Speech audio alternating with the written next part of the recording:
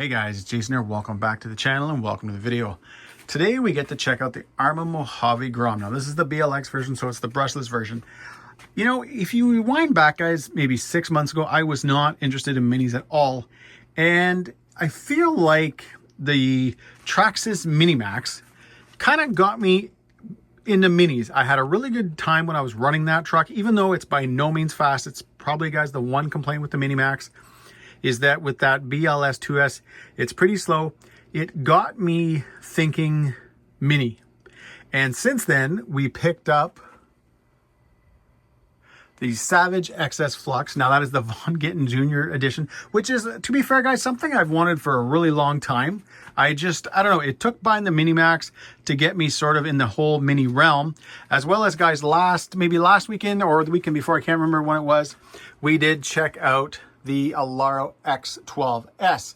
Now, unfortunately, guys, after we unboxed that, we did take it out, but it was a horrible weekend. It was super cold, like -20, crazy wind chills. But guys, I just want to really see this thing, so let's get into that box. Now, when it comes, guys, to seeing trucks like this, I often don't see them until I've actually bought them. I've mentioned it, guys, in many videos. I don't have a hobby store, and I also don't have very much of a hobby scene in the town that I live in. But when I did go into Great Hobbies to check this thing out, they had one of them on display. Luckily, though, they did not have this colored version. Yeah. I forget which one I was looking at. I think it was the other one, the red, white, and blue one. But, oh man, this thing looks cool.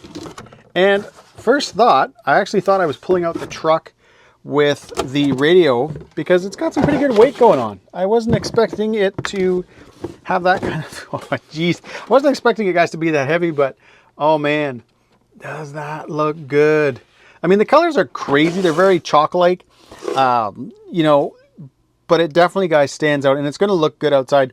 You know, it's funny when you do videos, some cars that have a really cool color scheme, like the black and grays and stuff like that, they look amazing, but when you go out to run them and you're videoing them, they don't actually look as good as they do, let's say, just sitting on your bench, where this thing, guys, is gonna stand out like crazy. Now, I don't often go over this stuff, guys, but in the box, you got this transmitter, which is the SLT2, and I'm kind of bummed with the new Arrmas, and I'm not going to turn this video into that, but they're going with the 2-in-1s, which I don't really have a problem with because they do have great systems. The ESC motors work really well. My only kind of gripe with them is the fact that they do not support DSMR. So behind me, I have a brand new DX6 Rugged that I've had now, I think, for 2 months, and it's still sitting in the box because I don't really have anything to bind it to right now. So that's kind of a bummer. I wish Arrma had, you know, again, they do have great electronics, but why they didn't include support for DSMR when Arrma is owned by Horizon. Horizon also owns Spectrum, and Spectrum makes radios. I don't know, but anyways, we won't go back to that. Bag of parts, funny looking screwdriver, 4 AA's, USB charger, little card, manual. Yeah, the usual stuff. What I'm gonna do is I'm gonna get this thing out of the way, get this thing clipped off, and get it on the bench.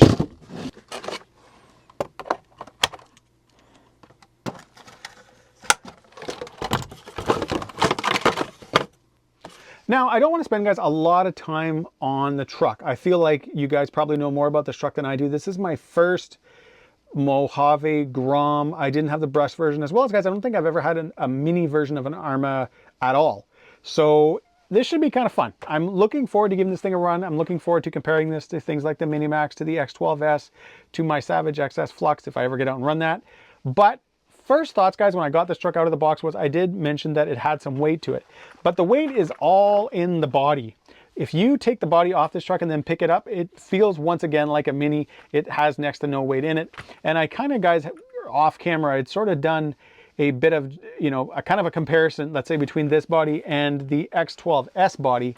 And if you put the X12S body, so the buggy body on this truck, and you add the transmitter, you get roughly the same weight as just the Mojave body. Now, is that big of a deal? I don't think so. Being that this thing is brushless, 4,500 kV, it's going to rip. So yeah, guys, I did kind of forget about that. You have a 25 amp speed control with a 4500 kV motor. You do have a fan right here. I actually had missed that when I first kind of unboxed the truck. I had powered it up just to kind of check everything out on it. And I was kind of looking at it because I was looking at the 2-in-1 ESC and I was looking at the motor and I was like, okay, why do I hear something that sounds like a fan when I don't see any fans? And I thought that maybe at that point there was some really teeny tiny integrated fan in the 2-in-1, but it actually sits right here. Now, like I mentioned, 2-in-1 ESC and receiver. Now, my issue with this is, like I've already mentioned, guys, it does not support DSMR. Either does any of the 22S models now, the 3S models, like the 110 scale. Because, and the reason, guys, that's an issue for me is that, you know, we all have Spectrum aftermarket radios. I seen where someone wrote like, oh, nobody has them. 99% of people use a stock radio. No, that's the very little bit of RC people I have in my town all have ruggeds. Like, I think every single one of them. We go out and all it is a big pile of rugged radios. So the fact that this does not support DSMR, which means your DX5, your DX5 rugged, your DX6 rugged, your whatever the heck that new fancy overpriced radio is from Spectrum, that's kind of a bummer because not everybody is going to want to stick with the stock transmitter. Now, don't get me wrong, guys, this doesn't feel all that bad in the hand. You have a couple of basic trims on it. You have your throttle switch for 50, 75, and 100. But if you want to have easy access to your trims, easy access to your dual rates, everything like that, you're not going to have that with this. And I never even learned, guys, how to operate these RTR radios. I only do when I have to really figure something out. Like the other day, I had to figure out the reversing the throw of a Traxxas TQ radio, TQ receiver. So, you know, when I turned right, it was turning left. I had to Google it. I had to YouTube it to figure out how to do it. Now, it was pretty simple, but still, if it had just been a normal radio, you go in, tick, tick, done, have a nice day. So, a little bit of a rant there. Not the end of the world. Again, guys, the transmitter does feel nice in the hand. Obviously not as good as a rugged or something like that. But at this price point, because when you think that the one that doesn't come with the charger and the battery, these are about 270 Canadian. I don't know what they are US, maybe 220 in there somewhere. You do get quite a bit of value for it. Now, what I want to do is actually get this thing out for a run. I looked at the weather. It's not too bad. So hopefully, guys, I can go out, find a parking lot. I'm probably going to go back to that daycare that my work owns because I know for a fact it'll probably be plowed because our guys do a pretty good job of that. So what we're going to do is we're going to head out. I'm also going to grab the X12S just so I can kind of run these two things back to back. And then when we get back on the bench, we'll talk about the run, but I also, guys, want to talk about the batteries because, again, that's kind of one of my issues with this truck is not so much with the truck, but with the included battery. But either way, guys, let's head out and run this truck. I'm curious to see how this thing on 2S runs compared to the Mini-Max. Speed-wise, all that kind of stuff. We've also got the jump out. So definitely a lot quicker on 2S, which is, being an Arrma, I was kind of expecting that. Yeah, okay, this has got a little bit of speed. Now we're gonna have a hard time putting that power down. Or not. This does have their newer version of AVC. I can't think of what, DSC, I don't know. Dynamic speed control, stability control, something like that.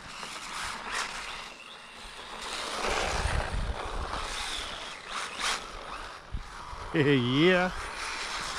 Now we did give this thing a coat of the Moose Slick just to kind of help it so that when we get home it shouldn't be too bad. Shouldn't be all that dirty.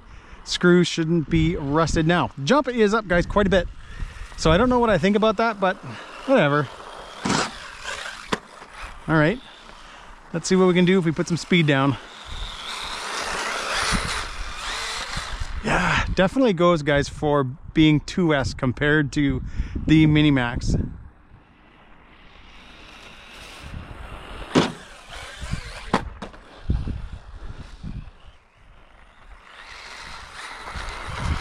Nothing like coming down on pavement with a plastic Mini, but whatever.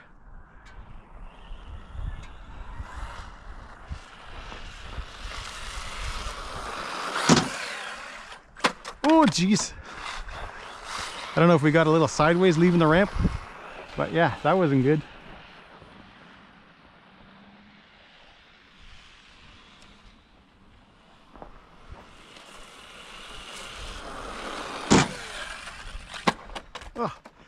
definitely doesn't fly as nice as the Mini-Maxx. Now I know these are two different kinds of trucks. One's a short course trophy truck, whatever you want to call it. The other one's like a mini monster. But the Mini-Maxx definitely handled the ramp a lot better.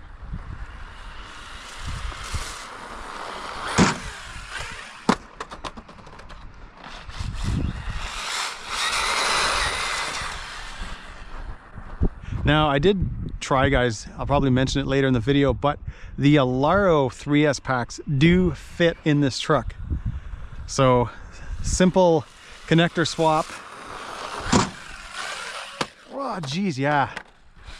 I'm driving this like I was driving the Mini-Maxx, and that's not the case. The Mini-Maxx just handles the ramp night and day.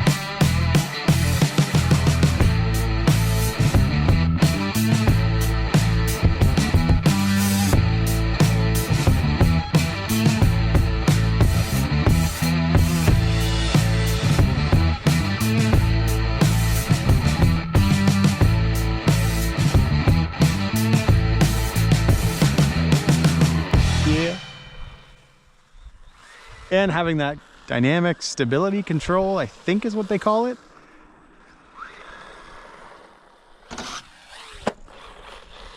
Now I could have lowered the ramp, which actually I did from running the Mini-Maxx. I dropped it down 2 settings.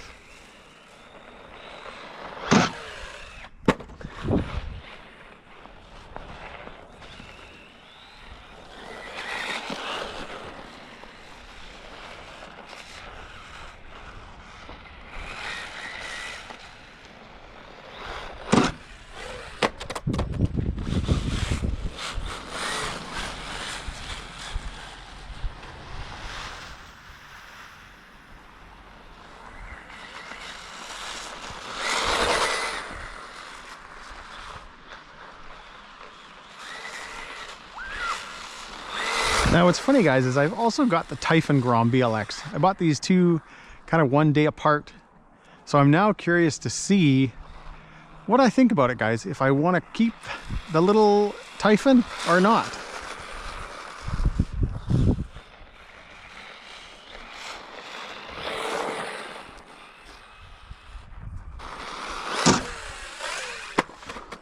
Boing. Ah, come on.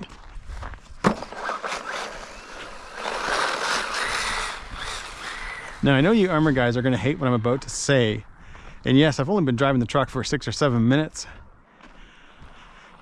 But oddly enough, even though the Mini-Maxx is super underpowered, I was having more fun with it here. Now, again, guys, that's just basing it on just hitting a ramp over and over sort of thing.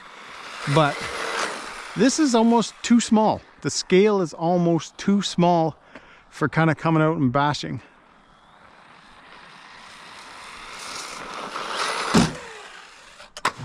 Nope.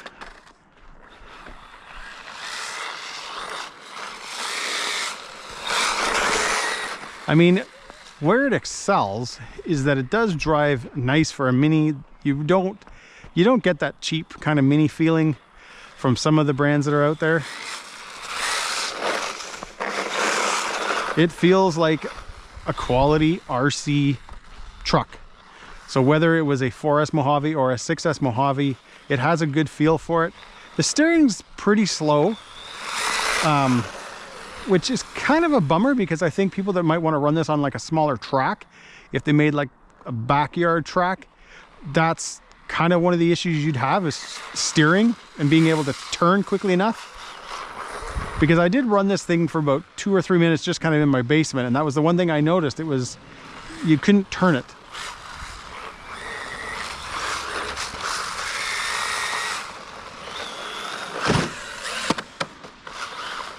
All right, guys, we got the truck home. It's back on the bench. It's all cleaned up. We hit LVC there. That's why I just kind of stopped running.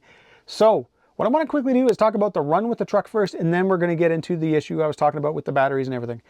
Truck itself was an absolute blast. Drives very nice, very smooth. Definitely has, you know, sort of a 1/10 scale feel to it. Besides, from the steering servo, which is pretty slow, we were able to kind of get around that today just because we could spin the truck a lot. So every time I wanted to turn, I just kind of gunned it. But if you had this thing on a, you know, high traction sort of surface, carpet or anything like that, it is very slow. But power-wise, guys, the way it drives, the smoothness, everything was great. On 2S, I found the truck to be very quick. I can only imagine what this thing is going to be like on 3S. The only thing we did break out there today, and again, guys, it was cold. We had a couple of bad nose landings, was part of the bumper support right here. So that's kind of a bummer. I was kind of not really expecting to break anything, but hey, that's a minor part. I'm not even going to worry about fixing that right now. The truck itself is awesome out there. It looks incredible. It's small. It is definitely, guys, a lot smaller than running something like the Mini-Maxx. It's a lot smaller than running the Arrma X12S, but it is still a good time and it is definitely fun to drive. Now, I mentioned a few times about the electronics and the batteries, and I'm gonna go guys quickly into this. I'm gonna try to do this as fast as I possibly can. So on the ESC, the 2-in-1, you have this connector. Now it's an IC2, EC2, however you want to refer to it. I personally, guys, would kind of call it an EC2 because there is no sensor wire. So there's no wire, guys, for the balance port or anything like that. So when you plug in something like, let's say, the included battery, you can see right there that you've got the positive, the negative, and then you've got that wire in the center, that gray one. That is how it kind of does the balance charge. So this little charger here is the one that you get in this kit. Now, here's the issue. 2S battery is included. If you wanted to pick up the 3S battery, I'm going to see if you guys can figure it out right now. Right there, 2S Smart G2, which means if you pick up a 3S battery with, let's say, this truck, this combo, you have to buy the separate charger. And I don't like that. I'm not somebody that gets involved in the companies when they kind of do all these things with, you know, having their own connectors, however you want to refer to it. I don't like that because I don't want to be involved in it. Right now, beside that, guys, this is an Arrma. It's a 2200 milliamp 3S pack that fits in this truck, by the way. I've had it in, it Velcros in perfect, comes with an XD60 and a balance connector on it. That is the way to go. So the issue, which again, guys, I'm referring to, is that if you did pick up a 3S, you can't charge it with this. You have to pick up the other charger. So what I'm going to do is probably remove this little guy, throw on an XT60. Over here, These are the new Gens Ace LiPos, guys, for this truck. So this is a 35C discharge rate, 2300 milliamp, 2S pack. You have the EC2, IC2, however you want to refer to it, connector on there, but with your normal balance port. So you've got a balance plug as well as, guys, the G-Tech. So if you're using a G-Tech charger, this will just plug right in and read all your settings. If not, if you don't have a G-Tech charger, you'll still be able to plug this into your balance board. Now, it's kind of a bummer that I've got to clip that off, but I do know that I want to run 3S on this truck, and I would rather run the XT60s than to swap this over to the IC2. Even just, guys, I don't know how well that'll come across on camera, but the wires are a lot bigger. So soldering up to this little guy is not a whole lot of fun.